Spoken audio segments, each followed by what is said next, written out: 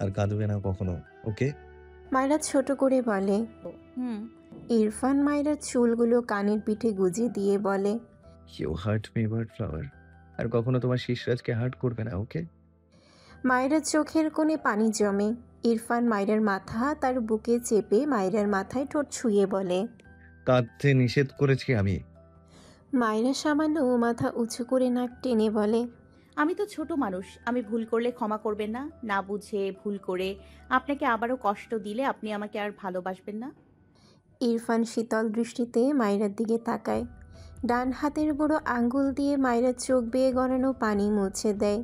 কপালে শব্দ করে চুমু এঁকে মায়রার চোখের দিকে তাকিয়ে বলে, বার্ড ফ্লাওয়ার কষ্ট দিতে দিতে যদি আমার হৃদয় পুড়িয়ে কয়লা করে দেয়, তবে সেই পোড়া কয়লা জুড়েও শুধু আমার মায়েরা পুরীর বিচরণই থাকবে। মায়রার চোখ থেকে টুপ করে পানি গড়িয়ে পড়ে। তার শেষবেলার ভালোবাসার গভীরতা অনুভব করতে গেলে তার কান্না থামে না। ইরফান আবারও আলতো হাতে মায়রার মুখ মুছে দেয়। মৃদুস্বরে বলে, গান শিখেছো কোথা থেকে? মায়রা বা হাত ইরফানের দাড়িতে বুলিয়ে ঠোঁট উল্টে বলে, শুনে শুনে এমনি শিখেছিলাম, কিন্তু গিয়েছি আমার শিশরাজের জন্য। ইরফান ঠোঁট বাঁকিয়ে হেসে বলে। আচ্ছা। ইরফানের কথা বলার ধরনে মায়রা লজ্জা পেয়ে মাথা নিচু করে নেয়। ইরফানের কাঁধে মাথা রাখে।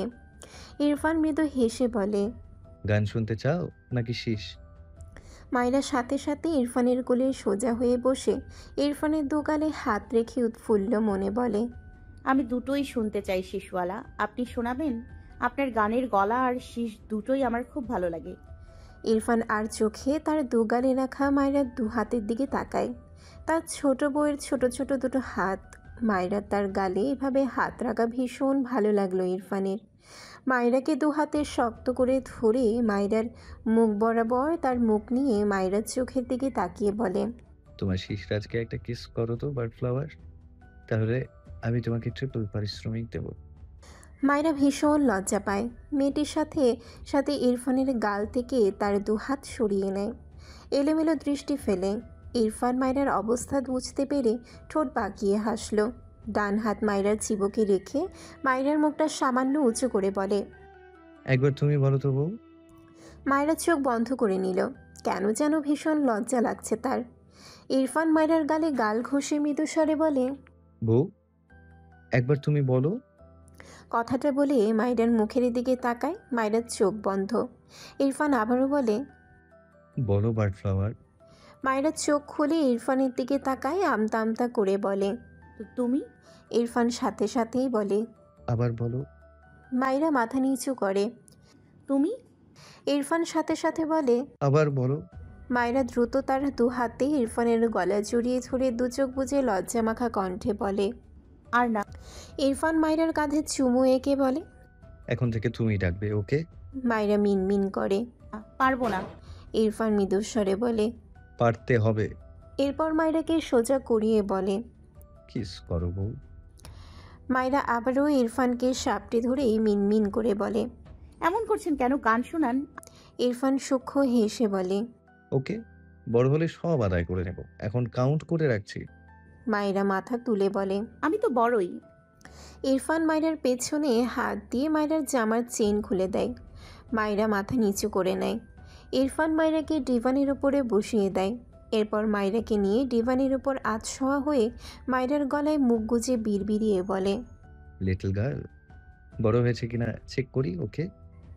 মায়রার শরীর শিরশির করে। ইরফান মায়রার গলায় ছোট ছোট চুমু আঁকে। মায়রা হাঁসফাঁস করে। ঢোক গেলে হঠাৎই থেমে থেমে বলে ওঠে, ভালোবাসি শিশরাজ। ইরফানের কান সজাগ হয়। মাথা তুলে মায়রার দিকে তাকালে দুজনের চোখাচোখি হয়। মায়রা দ্রুত ডান দিকে ঘাড় ফিরিয়ে চোখ মুখ খিচে নেয়। ইরফান মায়রার গাল দু হাতে ধরে নিজের দিকে ফেরায়। মৃদুস্বরে বলে, আবার বলো, শুনতে পাইনি। মায়রা পিটপিট করে চোখ মেলে তাকালে দেখলো ইরফান ঠোঁট বাঁকিয়ে হাসছে। মায়রা দ্রুত তার দু হাতেই ইরফানের চোখ দুটো চেপে ধরে। তার ভীষণ লজ্জা লাগছে। মায়রার কাণ্ড দেখে ইরফানের হাসি দীর্ঘ হয়। মায়রার পিঠের নিচে হাত রেখে মায়রাকে উঁচু করে সে ডিভানের উপর চিত হয়ে শুয়ে মায়রাকে তার উপর উঠিয়ে নেয়। ডান হাতে তার চোখের উপর থেকে মায়রার হাত সরিয়ে দেয়। এরপর দু হাতে মায়রাকে জড়িয়ে নিয়ে মায়রার কানের কাছে মুখ নিয়ে বলে, I don't like you, Birdflower, and I don't love you. মায়রা মুখ ফুলিয়ে তাকায় ইরফানের দিকে। তেরা লোক, দুনিয়া সব বলবে, শুধু ভালোবাসি আর পছন্দ করি এ দুটো বলবে না। মায়রা ইরফানের বুকে দুটো কিল দিয়ে বলে, আপনার মতো তেরা লোক আমি জীবনে দেখিনি। জীবনে স্বীকার করবে না আমি যদি আপনার মুখ থেকে লাভ আর লাইক শব্দ বের না করেছি, তাহলে আমার নাম মাইরা নয়, শুধু দেখুন। ইরফান চোখ ছোট ছোট করে মায়রার দিকে চেয়ে আছে। মায়রা কথাগুলো বলেই ইরফানের উপর থেকে উঠতে নিলে ইরফান মায়রার মাথার পেছনে হাত দিয়ে মায়রাকে টেনে তার ঠোঁটজোড়া আঁকড়ে ধরে। ধীরে ধীরে মায়রার জামা টেনে নামিয়ে দেয় দু কাঁধ থেকে। মায়রাকে টেনে নেয় তার দিকে।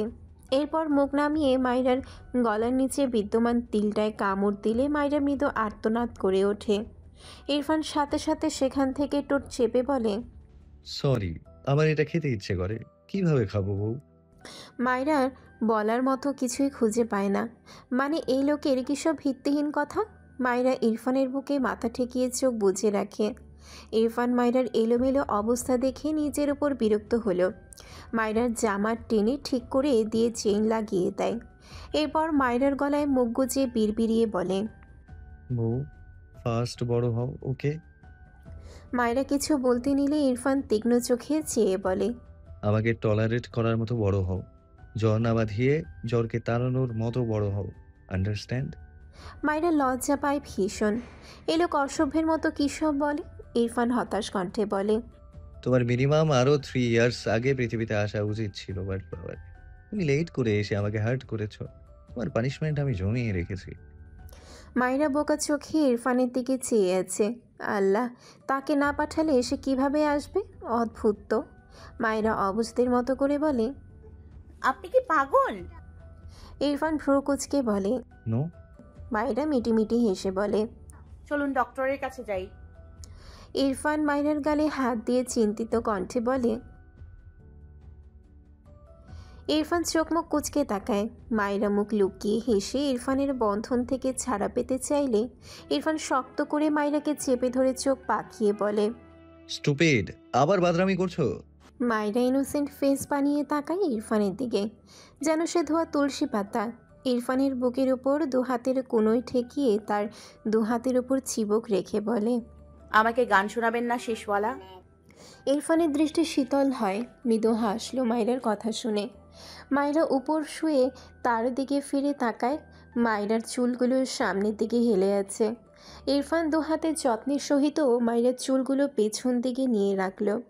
মায়রা মুগ্ধ হয় ইরফানের এটুকু যত্নে। ইরফান মায়রার দুগাল আগলে নিয়ে মায়রার চোখের দিকে তাকিয়ে গায়,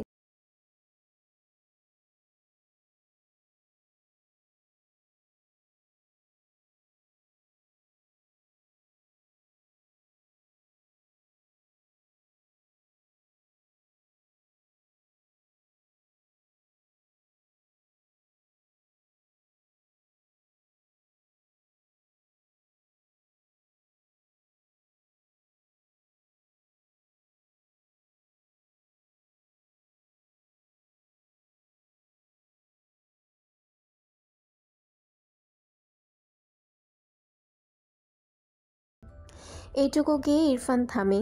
মায়রার দিকে চেয়ে আদরের স্বরে বলে, বউ।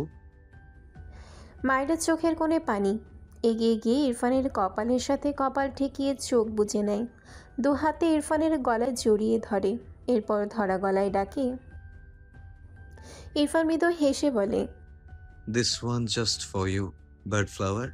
এরপর আবারও গায়, तेरे बिना ना सांस लूं, तेरे बिना ना मैं जीऊं, तेरे बिना एक पल भी रह सकूं, तू हम सफर, तू हम कदम, तू हम नवा मेरा। মায়রার চোখ থেকে টুপ করে কয়েক ফোঁটা পানি ইরফানের গালে পড়ে। ইরফান মায়রাকে শক্ত করে জড়িয়ে নেয়। এরপর মায়রার গলায় মুখ গুজে ভারী গলায় গায়। এরপর মায়রার কানের কাছে মুখ নিয়ে শীষ বাজায়। মায়রা ইরফানের গলা জড়িয়ে চোখ বুজে থাকে। ইরফান মায়রার কানের পিঠে চুমু এঁকে ফিসফিসিয়ে বলে, মাই হার্ট। মায়রার চোখ জোড়া ভেজা। তার শেষওয়ালার ভালোবাসা নিয়ে ভাবলেই যে তার চোখ ভিজে যায়। এত আবেগ, এত ভালোবাসা তার শেষরাজ কোথায় পায়? ইরফানের কাছে গলা ভেজা মনে হয়। মায়রার কানের লতিতে আলতো কামড়ে দিয়ে নরম কণ্ঠে বলে, কাঁদলে থাপ্পড় দিয়ে সব দাঁত ফেলবো তোমার। মায়রা ইরফানের কথা শুনে কান্না মাখা মুখে হেসে ফেলল। ইরফানের এই কথাটা আর এই জীবনে যাবে না। ইরফানের গলা শক্ত করে জড়িয়ে ধরে গলায় নাক ঘষল মায়রা। ইরফান মৃদু হাসল। মায়রা নাক টেনে বলে, আপনি কোথা থেকে এত ভালোবাসতে শিখেছেন শেষরাজ? আমাকে শেখাবেন? মায়রার কথায় ইরফান মৃদু হাসল। আবেগ ঘন কণ্ঠে বলে, আমার মায়রাপুরীর থেকে শিখেছি। একটু থেমে বলে, ও যদি শেখাতে রাজি হয় দেন তোমার সাথে কন্ট্যাক্ট করে জানাবো। ফ্রিতে হবে না কিন্তু, সার্ভিস চার্জ দিতে হবে। মায়রা ইরফানের কথায় শব্দ করে হেসে ওঠে। মাথা তুলে ইরফানের দিকে চেয়ে বলে, আপনাকে গ্রামে যেদিন প্রথম দেখেছিলাম সেদিন আপনাকে ভুলে ঘুষদাতা বলেছিলাম, ওটা তুলে নিলাম। আপনি আসলে গ্রহিতা। ইরফান মায়রা থুতনিতে পুরো আঙ্গুল দ্বারা চাপ দিয়ে মৃদু স্বরে বলে, ঘুষ যদি হয় বউয়ের আদর, তবে সেই ঘুষ হালাল, আর আমি হালাল ঘুষ নিতে বরাবরই আগ্রহী। মায়রা লজ্জা পেয়ে ইরফানের বুকে মুখ ঠেকিয়ে রাখল। ইরফান ঠোঁট বাঁকিয়ে হাসল। পরদিন সন্ধ্যার পর ইরফানের অফিস রুমে শুদ্ধ আর ফায়েজ গত 1 ঘন্টা যাবৎ বসে আছে। শুদ্ধ কত শত কথা বলল। ইরফানের কোনো হেলদোল নেই, যেন এই রুমে ইরফান ছাড়া আর কোনো মানুষ নেই। শুদ্ধ ফায়েজ দুজনেই অসহায় চোখে চেয়ে আছে। শুদ্ধ বসা থেকে উঠে দাঁড়ায়, মুখটা ছোট করে বলে, দেখ ভাই, নাসিম আমাদের ওই যে অন্যরা কিসব দিব্যি বলে আমরা কসম করেছিলাম, তাহলে আমাদের কোনো দোষ থাকতো না বল? ইরফান তার মতো কাজে ব্যস্ত। ফায়েজ চুপচাপ বসে ইরফানের দিকে চেয়ে আছে। শুধু আবারও বলে, তুই বুঝতে পারছিস নাসিম তোকে কি সাংঘাতিক ভয় পায়? এই জন্য তোর থেকে দূরে থেকেছে। আমরা ভয় পাই, তোর তো গর্ব হওয়া উচিত। সবাই তোকে কি সুন্দর ভয় পায়। ইরফান তার ফোন বের করে রাকিবকে কল করে এখানে আসতে বলে। কিছুক্ষণের মাঝে রাকিব ইরফানের অফিস রুমে আসলেই ইরফান গম্ভীর গলায় বলে, এই দুটোকে এখান থেকে বের কর, ফাস্ট। রাকিব একবার শুদ্ধর দিকে তাকায় আর একবার ফায়েজের দিকে। শুদ্ধকে সে চেনে, ইরফানের ফুফাতো ভাই, তবু এগিয়ে এসে বলে। শুদ্ধ তার মুখের সামনে আঙ্গুল দেখিয়ে বলে। চুপ! রাকিব থতমত খেয়ে তার মুখ চেপে ধরে। ইরফান রেগে বলে। রাকিব, আমি কি বলেছি? রাকিব শুদ্ধর দিকে তাকালে শুদ্ধ চোখ পাকিয়ে বলে, এই একদম আমার দিকে এগোবে না। আমি ইরফানের একমাত্র জানের ভাই, জানো না? রাকিব অসহায় চোখে ফায়েজের দিকে তাকালে ফায়েজ রেগে বলে। আমার দিকে তাকাচ্ছ কেন? আমি কে জানো? রাকিব ছোট করে বলে। ফায়েজ বিরক্ত হয়ে বলে, না, হয়নি। আমি ওর বোনের জামাই।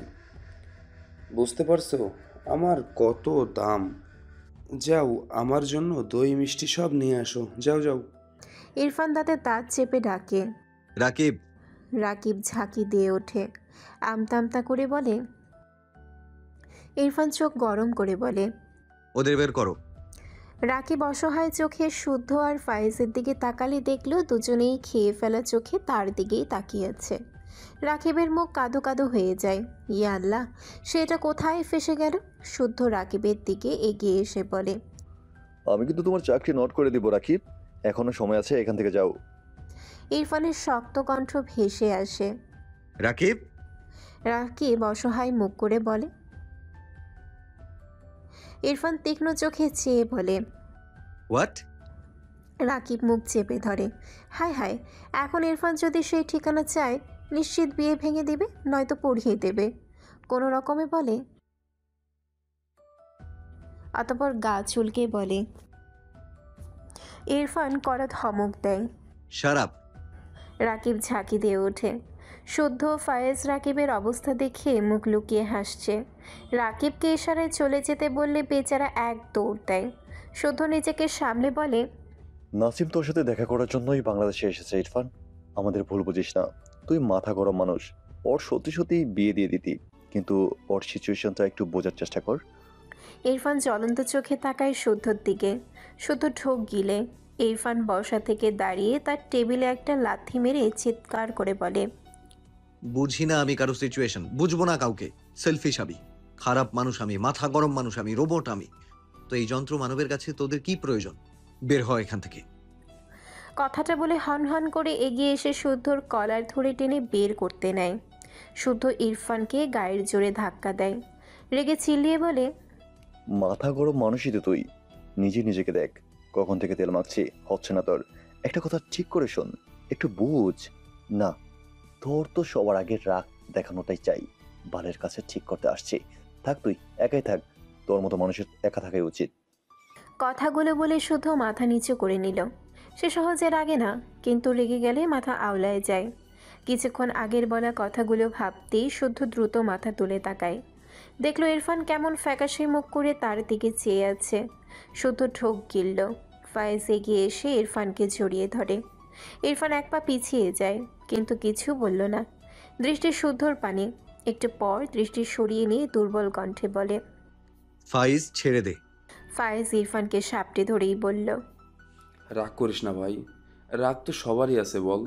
শুদ্ধ রেগে উল্টোপাল্টা বলেছে। আমরা না বুঝে এমন করেছি, নাসিমও বুঝতে পারেনি। আমরা তোর নাসিম দুজনের ভালোর জন্যই এমন করেছি। তখন তোদের মাঝে আরও দ্বন্দ্ব লাগতো। আমরা বন্ধু না বল? বন্ধুদের মাঝে এমন দ্বন্দ্ব ভালো লাগে? এর চেয়ে একটা ডিস্টেন্স ছিল। সব ঠিক করে নে ভাই। ইরফান ফায়েজকে ঠেলে সরিয়ে দেয়, মৃদুস্বরে বলে। নাসিমকে আমি জাস্ট বিয়ে দেওয়ার জন্য খুঁজতাম, রাইট?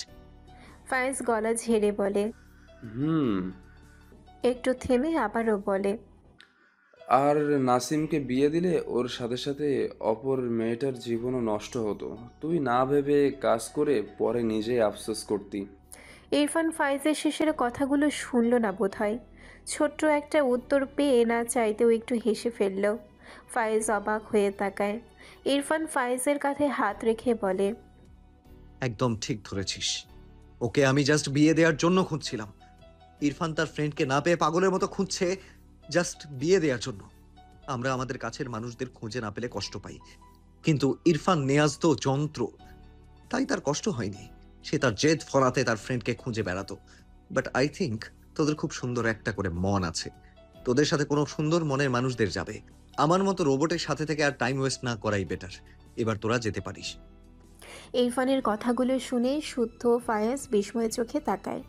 ফায়েজ অসহায় কণ্ঠে বলে, বিলিভ মি, আমরা এসব ভাবিনি। তুই আমাদের ভুল ভাবছিস। ইরফান তার চেয়ারে গিয়ে বসে বিরক্তি কণ্ঠে বলে, প্লিজ এখান থেকে যা ফাইজ। তোর সাথে তো আমার তেমন দেখা হতো না। পারলে তোর পাশের ফ্রেন্ডকে আস্ক করিস। দিনে কতবার আস্ক করতাম আমি নাসিমের কথা। এসব বাদ দে। তোর ফ্রেন্ড বললো তো আমার মতো মানুষের সাথে থাকা উচিত নয়। এখন এখানে দাঁড়িয়ে থাকার মানে কি? মেমোরি লস হয়ে গেলে মনে করিয়ে দে, আর এখান থেকে যেতে বল। ফায়েজ কিছু বলতে নিলে ইরফান আবারও চিৎকার করে বলে। যেতে বলেছি আমি। ফায়েজ থেমে গেল। ইরফান রেগে গিয়েছে বুঝলো। শুদ্ধর কথাগুলো বলা ঠিক হয়নি। ফায়েজ বিরক্ত হলো। তারা ইরফানের রাগ ভাঙাতে এসেছিল, উল্টে শুদ্ধও এসে রাগ ঝাড়ল। ফায়েজ হতাশার নিঃশ্বাস ফেলে শুদ্ধকে টেনে বাইরে নিয়ে যেতে চায়। শুদ্ধ ঝাড়া মেরে ফায়েজের হাত ছাড়িয়ে নেয়। গটগট পায়ে এগিয়ে এসে ইরফানের সামনে দাঁড়ায়। ভাঙা গলায় বলে, এই, তুই এমন পরদের মতো কথা বলছিস কেন? ওর ফ্রেন্ড করছিস কেন? আমি তোর দাদার মেয়ের পেটের ছেলে। তোর বাপের বোনের পেট কেটে বের করেছে আমাকে, আর তুই আমাকে অস্বীকার করছিস? তোর সাহস তো কম না? ইরফান চোখ মুখ কুচকে তাকালো শুদ্ধর দিকে। ফায়েজ মুখ লুকিয়ে হাসছে। এই শালা কাঁদছে, তবুও দেখো মুখ থেকে এ যা বের করবে। সিরিয়াস মোমেন্টে মানুষকে হাসি ছাড়বে।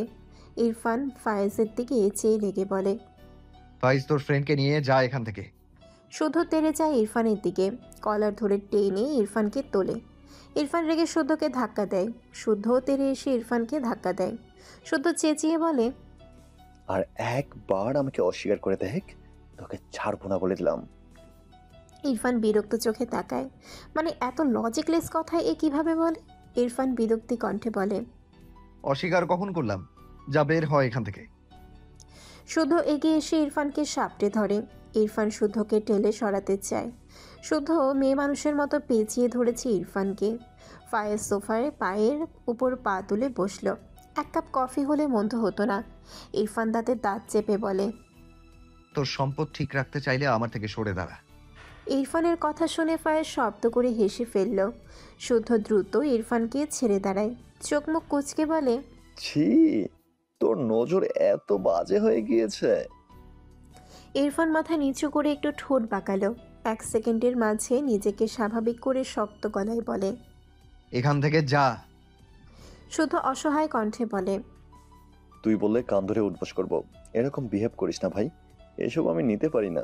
আচ্ছা যা, মানলাম আমি এই পৃথিবীর সবচেয়ে খারাপ মানুষ, আমার ভুলের শেষ নাই, আর জীবনে এরকম করব না। ইরফান শুদ্ধর দিকে তাকিয়ে মৃদু হেসে বলে, তোরা ভুল করেছিস। ব্যাপারটা ভুলের নয়, আমি ভ্যালুলেস পারসন। তোরা বরাবর এটাই প্রুভ করেছিস। প্লিজ আমায় একা থাকতে দে, ডিস্টার্ব করিস না। শুদ্ধ অসহায় চোখে তাকায়। ইরফান আবারও বলে, তাছাড়া কিছুক্ষণ আগেই তো বললি আমার মতো মানুষের সাথে থাকা উচিত না। আমিও চাই না এত ভালো মানুষেরা আমার মতো মানুষের সাথে থাকুক। শুদ্ধ আবারও এসে ইরফানকে চাপটে ধরে ইরফানের পিঠে হাত বুলিয়ে দেয়। তুই আমার সোনা ভাই, আমি ওটা রেগে বলেছি। তুই আমাদের কাছে ভ্যালুলেস না। আমরা বুঝেছি তুই নাসিমের জন্য কষ্ট পেয়েছিস, কিন্তু তখন হঠাৎ নাসিমের খোঁজ পেলে তুই অস্বীকার করলে তোদের মাঝে বিরাট ঝামেলা হতো। এরপর ইরফানকে ছেড়ে ইরফানের 2 হাত ধরে বলে, তুই একটু ভাবতো, নাসিমের সাথে আমাদের আজকের পরিচয়, আমরা ছোটবেলার ফ্রেন্ড না? বড় সড়ো ঝামেলা হলে সেটা সলভ করতে আরো ঝামেলা হয়। এর জন্য ডিস্টেন্সের দরকার ছিল। নাসিমের দিকটা একটু বুঝ। ইরফান শুদ্ধর হাত ছাড়া মেরে চিবিয়ে চিবিয়ে বলে, ও আমার বউকে নিয়ে ভাববে আর আমি ওর দিক বুঝবো? আমার বার্ড ফ্লাওয়ারকে ও ফিল করবে আর আমি চুপ থাকবো? আমার বার্ড ফ্লাওয়ারের জন্য ওর চোখ ভিজবে, তা আমি মেনে নেব? আমার বার্ড ফ্লাওয়ার জাস্ট আমার ফিলিংসে থাকবে, ও জাস্ট আমার কল্পনায় থাকবে। ওকে নিয়ে ভাববার রাইটস কারণে নাসিমকে আমি খুন করে ফেলবো। শুদ্ধ কি বলবে বুঝল না। সে বুঝলো ইরফানের এমন হয়েছে, না তো মানতে পারছে না নাসিম মায়রাকে নিয়ে ভাবে এটা, আর না না তো মানতে পারছে নাসিমের সাথে দূরত্ব। অথই চলে হাবুডুবু খাওয়ার মতো অবস্থা হয়েছে ইরফানের। কিন্তু এই যে নাসিমকে বিয়ের জন্য 10% খুঁজতো আর 90% দেবদাস হয়ে খুঁজতো, এটা তো এ স্বীকার করবে না, তখনও করতো না। পারে শুধু ঝামেলা করতে, নিজেই নিজেকে চেনে না। শুধু গলা ছেড়ে বলে, 90% দেবদাস হয়েই তো খুঁজতেই, এখন অন্তত স্বীকার কর। ইরফান বিরক্তি কণ্ঠে বলে। আমার এত ফালতু টাইম নেই ওর জন্য ভেবে টাইম ওয়েস্ট করার। শুধু ফায়েজের দিকে তাকালো। ফায়েজ মিটিমিটি হাসছে, শুদ্ধও হাসলো। এরপর কিছু একটা ভেবে মনে মনে হেসে বলে, নাসিম অ্যাক্সিডেন্ট করেছে। কথাটা শুনেই ইরফান বিস্ময় দৃষ্টিতে তাকায়, ভীতস্বরে বলে, হোয়াট? কিভাবে? কোথায় ও? শুদ্ধ সাথে সাথে বলে। মিথ্যা বললাম। ইরফান রেগে যায়, এগিয়ে এসে শুদ্ধর গালে ঠাস করে থাপ্পড় মেরে দেয়। শুদ্ধ গালে হাত দিয়ে অসহায় কণ্ঠে বলে, শালা, বউয়ের কাছে দাঁত ফেলার ডায়লগ দিয়ে আমার দাঁত প্র্যাকটিক্যালি ফেলার চিন্তা করছিস? ইরফান রেগে শুদ্ধর কলার ধরে বলে। তুই মানুষ হবি না? শুদ্ধ অসহায় কণ্ঠে বলে, মানুষই তো আমি। তুই স্বীকার করছিস নাসিমের জন্য তোর ভাবার টাইম নেই, তাই প্রুফ দিলাম। প্রুফ পেয়ে আবার আমার উপরই জাল মেটাচ্ছিস। ইরফান চরম বিরক্ত নিয়ে তার চেয়ারে গিয়ে বসে চোখ বুঝল। শুদ্ধ হাসলো, গালে হাত বুলিয়ে বিড়বিড় করলো, ব্যাপার না, ভেবেছিলাম আরো থাপ্পড় খেতে হবে, একটা দিয়ে বেচারা হাঁপিয়ে গিয়েছে মনে হচ্ছে। অতঃপর শুদ্ধ গলা ছেড়ে ইরফানের উদ্দেশ্যে বলে, আচ্ছা যাই, কে যেন বলতো এসব ভুলে যাওয়াকে সে হেট করে, কিন্তু এখন তো ভুলে যাওয়ার জন্য উঠে পড়ে লেগেছে। আমাদের আর চেনে না, লাগবে না। ফাইজ, গেলাম আমি, আর জীবনেও আসবো না, কারো বাড়িতেও আর যাবো না। কথাগুলো বলে বাইরে যাওয়ার জন্য পা বাড়ায়। ফায়েজ সোফায় থেকে উঠল না, সে মিটিমিটি হাসছে। ইরফান চোখ খুলে শুদ্ধকে বেরিয়ে যেতে দেখে বিরক্ত হলো। টেবিলের উপর থেকে পেপার ওয়েট নিয়ে শুদ্ধর পিঠে ছুঁড়ে মারে। শুদ্ধ পিঠে চিনচিন ব্যথা অনুভব করে পিছু ফিরে ইরফানের দিকে চেয়ে বলে, এই বেয়াদব, তুই আমাকে মারলি কেন? ইরফান ফোন স্ক্রোল করতে করতে গম্ভীর গলায় বলে, খাবার অর্ডার করেছি, না খেয়ে যাওয়া যাবে না। শুদ্ধ হাসলো, এগিয়ে এসে ইরফানের সামনে বসে বলে, আমি একটু বেশি দয়ালু, তাই তোর কথা ফেলতে পারলাম না। নাসিম তার মায়ের সাথে একটি বাড়িতে এসেছে। নাসিম আর তার মা মূলত আজ সকালে গ্রামে এসেছে। শুদ্ধ মাইরার গ্রামে তাদের বেশ কয়েকজন আত্মীয় স্বজন আছে, তাদের বাড়িতে কিছুদিন থাকবে। নাসিম আর তার মা আবারও রাশিয়া চলে যাবে, এজন্য সবার সাথে দেখা করতে এসেছে। আপাতত নাসিম তার মায়ের সাথে যে বাড়িতে বসে আছে, এ বাড়ি কার সে জানে না। তার মা শুধু বলল তার পরিচিত, সাথে তাকেও টেনে এনেছে। আশেপাশে তেমন কেউ নেই। দুজন মহিলা নাসিমের মায়ের সাথে কথা বলছে। নাসিমের ফোনে কল আসে, সে তার মাকে বলে একটু সাইডে গিয়ে কল রিসিভ করে। বিজনেস রিলেটেড ছিল। কিছুক্ষণ কথা বলে কল কেটে দেয়। এরপর আবারও তার মায়ের দিকে এগোতে নিলে সামনে একটি মেয়েকে দেখে দাঁড়িয়ে যায়। নাসিম ভ্রু কুঁচকে তাকায়। মেয়েটির বয়স 14 থেকে 15 বছর ঠেকলো তার কাছে। মেয়েটি ফিসফিসিয়ে বলে, ভাইয়া একটু বাইরে আসবেন? নাসিম অবাক হয়ে বলে, কেন, আর কে তুই? মেয়েটি আবারও বলে, ভাইয়া প্লিজ একটু আসুন, আমার আপু আপনার সাথে কথা বলবে। তোমার আপুকে? আমি এখানে কাউকে চিনি না। মেয়েটি আবারও অনুরোধের সুরে বলে, ভাইয়া প্লিজ আসুন। নাসিম যদিও বিরক্ত হলো, তবে বাইরে বেরিয়ে এলো মেয়েটির পিছু পিছু। মেয়েটি নাসিমকে বাড়ির একটু পেছন দিকে দাঁড় করিয়ে কোথায় যেন দৌড়ে গেল।